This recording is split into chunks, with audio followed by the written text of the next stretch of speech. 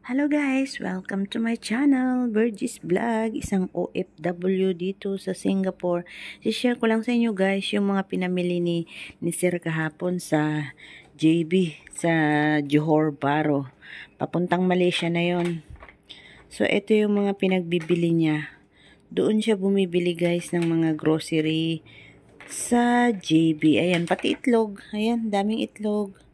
Ito yung sabi nilang kampong egg, good egg, native egg.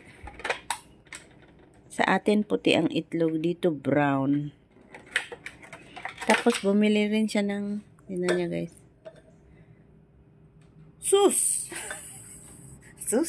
Sus tomato. Sus tomato. Sus ko. Ito yung ketchup. Jumbo size, dalawa yan. Dalawa. Tapos, dalawang malaking oyster sauce din. Tapos, pinabili ko siya ng tomato paste, tomato in can, tomato pasta for the pasta. Ayan o, malaking paminta. Pamintang buo. 1 kilo siguro to. O nga, 1 kilo. Ayan o, 1 kilong paminta. Tapos, ito yung aming kape. Ayan, 3 in 1. Sa amin yan. Biscuit namin for breakfast. Ayan. Biscuit namin ito guys for breakfast. O, diba? Dami naming konsumo. Ito ay 2 in 1. Ito naman ay 3 in 1.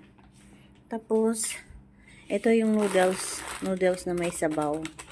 Ayan. So, ayan lahat. Tapos, dito pa banda, mayroong patatas, 1 sako. May 1 sakong sibuyas. At ipapakita ko sa inyo guys yung mga gulay sa rep. Wait lang. Ayan, puno yan. Puno yan ng gulay. Pati yung toge. Ayan, toge. Bumili rin siya doon.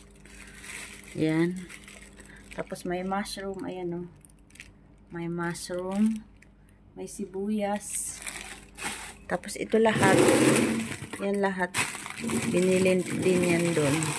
Lahat yan, pati dito, kutsay. Yun, may kutsay doon. Tapos, ito, anong tawag dito? Binili niya rin to, yung water chestnut. Ayan guys, puro gulay yan. Ang daming gulay. Ang lalaki siguro, ewan ko anong fertilizer ang pinaglalagay nila dyan. Kasi ang lalaki pati kangkong. Wait, ipapakita ko sa inyo yung kangkong dito sa kabila. So, eto guys, yung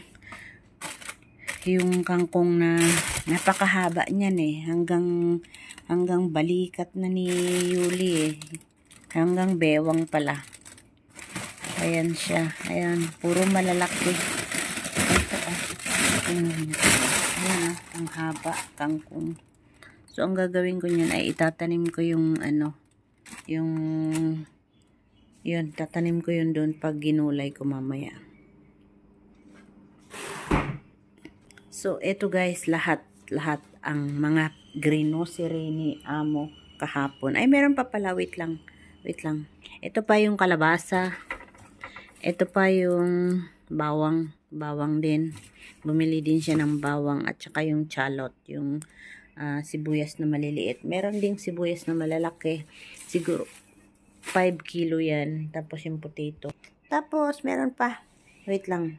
Kikita nyo guys yun yung ito. Ito binili niya rin ito sa JB. Yan.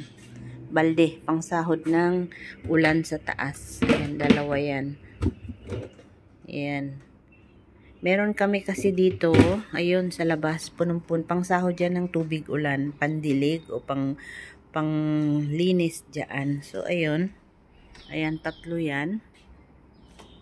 Tapos, bumili uli siya ng 2 dito. Ayan.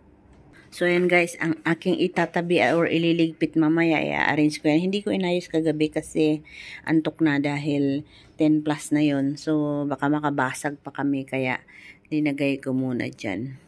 So, yun lang guys. I-share ko lang sa inyo ang aking gagawin mamaya magligpit at itong mga grocery na to ay konsumo namin. Ito ang aming konsumo. Biscuit and coffee for breakfast. And then this one naman ay alam nyo na. ang pambansang pagkain ng mga OFW. Ayan. Instant noodles. Lagyan mo ng itlog and then konting gulay. Sapat na. Okay na guys. Bye everyone. Thanks for watching. Bye. Mag-coffee na tayo.